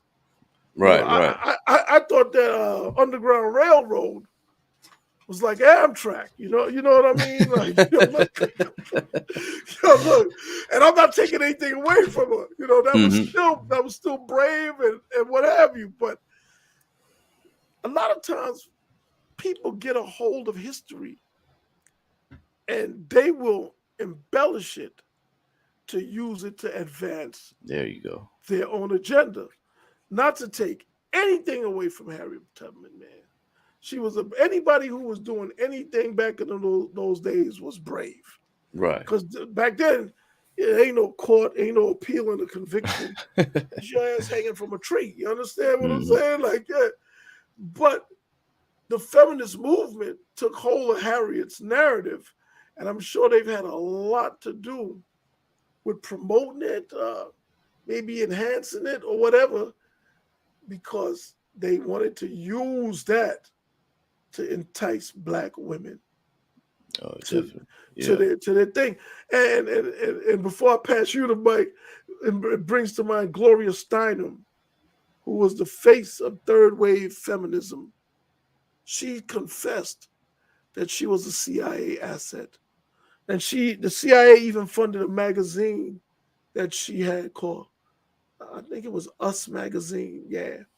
And she confessed that she was a CIA asset. Yeah. So when you're looking at these things, feminism, LGBTQism, Bayard Rustin, who was the organizer of the March on Washington, openly Hmm. gay black man, also a CIA asset. These are all documented facts. Um, you start to wonder what's really going on with all these subversive elements. And when I say subversive, I mean they are challenging the status quo and creating a destabilization in society. What is the purpose of this? And I think it's to keep us in constant disarray, divide and Yeah. conquer, Yeah. controlled opposition, and so on. It doesn't mean that some of the things they say aren't true or aren't good, but I also believe that truth is the foundation of all things, including falsehood. Yeah, no, I agree. I mean, what you're saying is right, and I think you hitting the nail on the head when you say about the some of these intelligence agencies. I don't doubt that they're behind any all of this stuff, man, and that we are really in this. We're at war, and but most of us haven't known it for a long time. They have, and they've been very proactive into pushing. They're taking the fight to us, and we've just been sitting back being used We've as been under pawns. siege and don't even realize it, Yeah, man. exactly, man. We've been under Exactly. siege. We've been bombarded with all kinds of imagery and commercials and movies and all kinds of psychological programming. Then there's the drugs, Oh, the the we could. I mean, legalization of yeah. drugs. That just There's just so much that we're We being could go on bombarded with. Yes, so much. I mean, there's so much, man. And I think one of the things that I appreciate with you and it is that it's more than just a YouTube page or a Twitter account. You know what I mean? And I mean, you have the programs that you're doing. We're actually doing something. You know what yeah, I'm saying? There's a lot of people that they like to talk and they like to be quote unquote influencers, but they're really not doing anything. They're really not out there dealing with people. They're really not doing any work. I mean, you have your programs that you got going on with the STEM, and I do the things with the prisoner and the reentry programs and things like that. And that's what I'm saying, man. I appreciate people that are actually doing it. We can sit here and talk all day, and we can sound really all intellectual. damn day. Yeah, look, You know what I'm saying? But at yeah, the end of the day, none of it matters if we're not doing any work. And a lot of these people, they don't do any work. And we look. go ahead. I'm based in I'm from New York, based in Washington D.C., but I'm directing a STEM program in Detroit. And the first time I ever went to Detroit was 2016 because I was out there looking for cheap real estate. You could buy a house in Detroit for $1,000. Hey. You'll have to fix it up, but Hmm. the city will sell it to you cheap. They had over 100,000 abandoned houses. But back to my point is that what I saw in Detroit, with it being the blackest city in America, it looked like a third world country over there. And I just decided that that was going to be the front line, and and I'm a frontline fighter for sure. Hmm. So that's where I took my stand. I had never been there. I stopped even thinking about investing in real estate and ended up getting involved in politics because I met someone, Coleman Young the second. His father was the first black mayor, was mayor for 20 years. And I backed Coleman and he ran for mayor in 2017. Remember, I just got there in 2016, met Hmm. Coleman in January of 2017, and was his number one backer when he ran for mayor that summer, right? Then I backed him the next year when he ran for Congress in the 13th district for John Conyers' seat, and I learned some things about politics then. They ran so many black candidates that Rashida Tlaib, she won in the second poorest district, the 13th district at the time, talking about Palestine and in the black in a black city, like And there's one. some things, and she won, and she just switched districts. Now she's in the 12th district, which has more Arabs and stuff, and but again, we got played, and now Coleman is city council at large. He fought the third time was a charm. He got elected. I helped make the campaign commercials and so on and so forth, and now I'm working on senior living housing for him because it's one of the things he told me is important to him that he wanted to do. So I'm constantly trying to do things to help the community. I don't want to keep saying help black people, but here's the thing, right? Hmm. And I want to be clear. It's not that I don't want to help other people, but I feel like as a black man that black people get so much criticism because everybody's an expert on our dysfunction. And then I feel like we have to find a way to solve our own problems. I don't like the image of this state that we're in and it's like we're overwhelmed and we need the government to come fix it. Yeah. So to me, no different than with the STEM program, the Mexican kids are the primary beneficiaries of it, and I don't have a problem with that. But charity always starts at home. If I do what I'm supposed to do for the people that motivated me to do it, but they don't take advantage of it and somebody else does, well, God bless those people too. You know what I mean? And that's Right. just how Yeah. it is.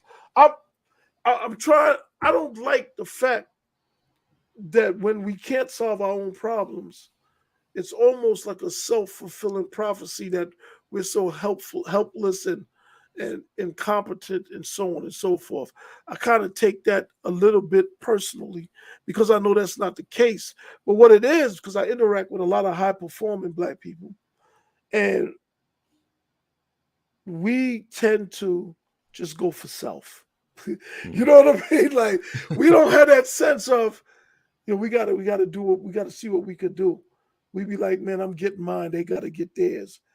And if that keeps on the way it's going, there won't be many of us left in another 30 years, 30, Mm. 40 years.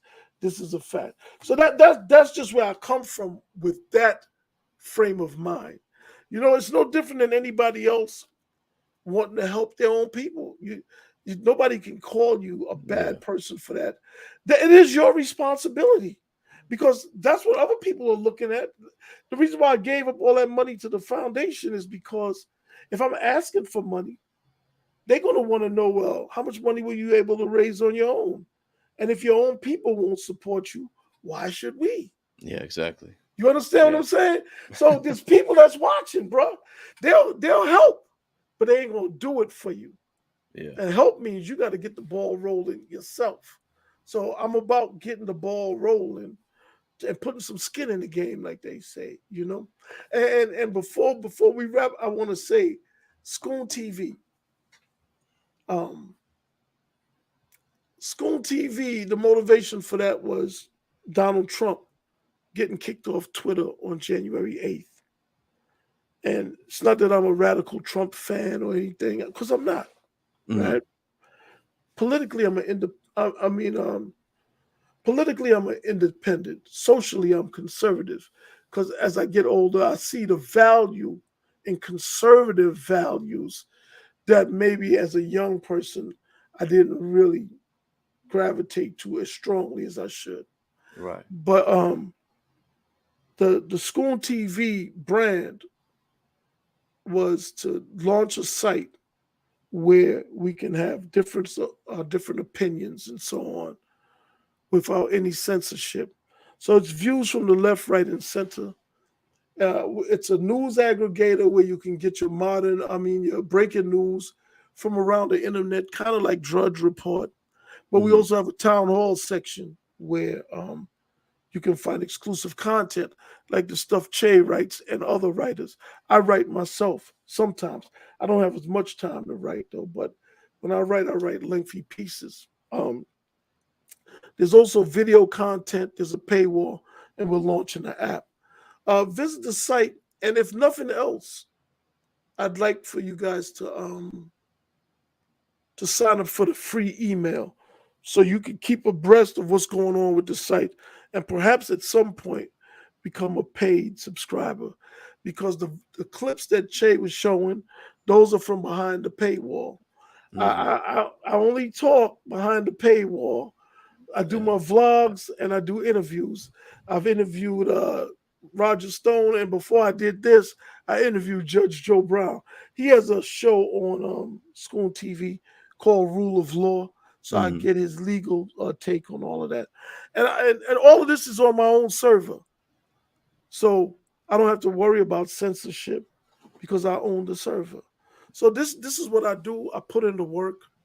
I try to help the Exactly. community, and I try to offer alternatives and opportunities to others without imposing my viewpoints on them. I do have my own values, but like I said, it's what works for you. You got to figure it out. So if you're a liberal and you want to write for School TV, man, submit it. I'll publish it.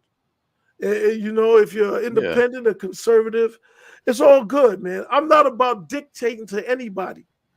I'm about letting people see Hmm. what works for them. And if it That's works how it for them, should who be. am I to Yeah. tell them not to do it? Man, I mean, and I would tell, and I'm gonna put a link in here to School TV so they can go ahead and check you out right there because there's a lot of good stuff on there. I read not just I'm on there as far as a lot of my work and my writing, but there's a lot of good stuff on there from a lot of different perspectives. And I'm always the type that I even in social media I follow more of the people that I disagree with because I feel like I can't that hones my views because I always want to challenge what it is that I believe. Because if I'm not challenging what I believe, then I get stuck and I don't and then I get back into the echo chamber where I'm just repeating talking points and getting stale. I don't like that. I like to challenge it. Why do I believe this? And then keep it pushing forward, man. And so with Schoon TV, that's what I'm saying. I think that's the future. I think people are getting hip to the game of this legacy media, and I think they're starting to understand that this is all propaganda and we need more outlets. It Yeah, I sure mean, is. it is, man. It is. That's exactly what it is, and that's what we try to do is bring more of everything together because I feel like I don't care. Bring me the lies. Let me be able to sift through them. You know what I mean? And I think that's a great thing what you're doing, man. I appreciate you coming on, Schoon. Anything else you want to drop before we leave? But I it's mean, I'm good. You know, I hope that your audience found it informative and you know worth their time. That's all. Yeah, bet. I know they did. That's what I'm saying. We're gonna keep pushing, keep putting more content out there, man. It's still and this don't stop. And I know guys like you and guys like myself, like it's a continuous thing. And no matter what they try to do, the powers that be, I always tell people they because you went through the censorship, I've been through censorship, but I mean, unless you come and physically take my voice out, I'm gonna keep saying what I'm saying. Because, like I said, man, tell me where I'm lying. Tell me where there's any lies in this. It's really simple, man. But I appreciate it, Schoon. You We'll got it, do this man. again some other time. It's always great talking to you. Yeah, Um, man. Anytime, bro. yeah, definitely. Anytime you want me on, we could do it, man. All right. I thought, yeah, man, this is what it is. But I'm gonna take you out and then stick around for a second. I'm gonna holler at you Okay. after we get out. But All I right. appreciate everybody. That was Curtis Scoon, man.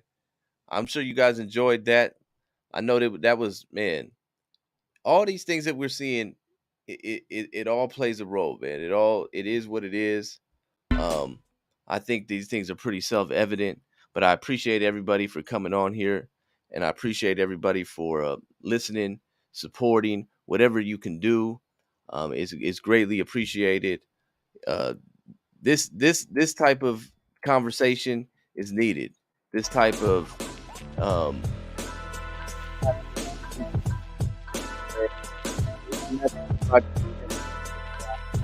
like, comment, share, get this out to as many people as possible. I'm gonna be putting little clips, cutting this up a little bit and putting some little clips out there to make it easier because I know everybody's not gonna go back and want to watch the whole 2 hours, and if you do, we appreciate that too. But that's Curtis Scoon. I'm gonna put links in there so you can guys go check out the website, check him out on Twitter. Like I said, he's always active on Twitter. People they was happy when Curtis Scoon gets censored on Twitter because he ain't afraid to tell the truth, and that's how we do it, man. But my name is Che. This is No Spoon Podcast. Thank you once again for joining.